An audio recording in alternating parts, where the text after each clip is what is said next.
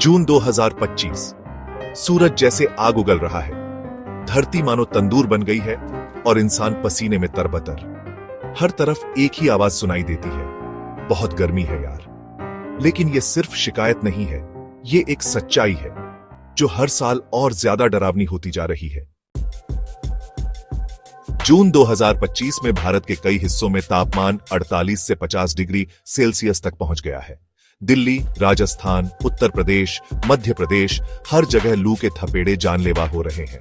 गर्मी अब मौसम नहीं, एक आपदा बन चुकी है।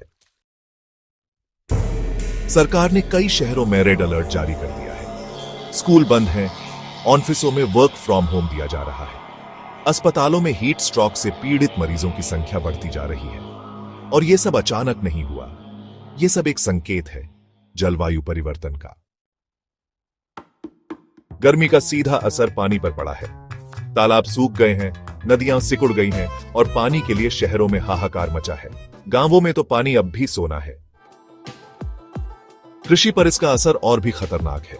खेतों में फसलें झुलस रही हैं, किसान परेशान हैं। धान, गेहूं, मक्का कुछ भी नहीं बच पा रहा इस आग उगलती गर्मी से। बिजली कटौती अब आम हो गई है। एसी और कूलर तो हैं, लेकिन बिजली कब आएगी कोई नहीं जानता। महानगरों में तो फिर भी कोई ना कोई विकल्प है, लेकिन गांवों में हाल और भी बदतर है। वहां तो एक पंखा भी सपना बन गया है। बचपन अब कमरे की चारदीवारी में कैद है। न खेल, न बाहर जाना, न छुट्टियों का मजा।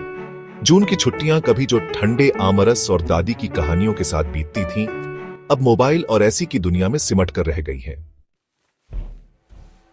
Heat stroke, dehydration, skin burn, थकावट, ये सब इस गर्मी के आम लक्षण बन चुके हैं। लोगों को पानी ज्यादा पीने, बाहर कम निकलने और शरीर को ढक कर रखने की सलाह दी जाती है, लेकिन कई बार सावधानी भी कम पड़ जाती है।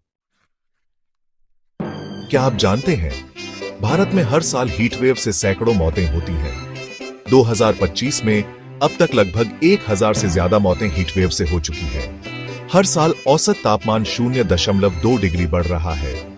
2030 तक कई शहर लिवेबल नहीं रहेंगे अगर यह सिलसिला ऐसे ही चलता रहा। हमने पेड़ काटे, जंगल उजाड़े, नदियों को सुखा दिया और बदले में क्या मिला? ये जलती हुई जिंदगी। हर नए मॉल, हर नई बिल्डिंग के साथ हम खुद अपने लिए तंदूर बना रहे हैं। लेकिन सब कुछ खत्म नहीं हुआ है। हमें जरूरत है जागरूकता की, बदलाव की। ज्यादा से ज्यादा पेड़ लगाएं, पानी की बचत करें, कूलिंग के लिए प्राकृतिक उपाय अपनाएं, जैसे मिट्टी के घड़े, खस की टट्टी और हरे पौधे। घरों में रेन वाटर हार्वेस्टिंग करें। प्लास्टिक और कार्बन उत्सर्जन को कम करें। छोटे छोटे कदम भी बड़ा असर डाल सकते हैं अगर हम सब मिलकर चलें। उफ, ये गर्मी शिकायत करने से अच्छा है कि हम समाधान ढूंढें, क्योंकि अगर आज नहीं जागे तो कल बहुत देर हो जाएगी। धरती को बचाइए, खुद को बचाइए। गर्मी पर नहीं, अपने कर्मों पर काबू पाइए।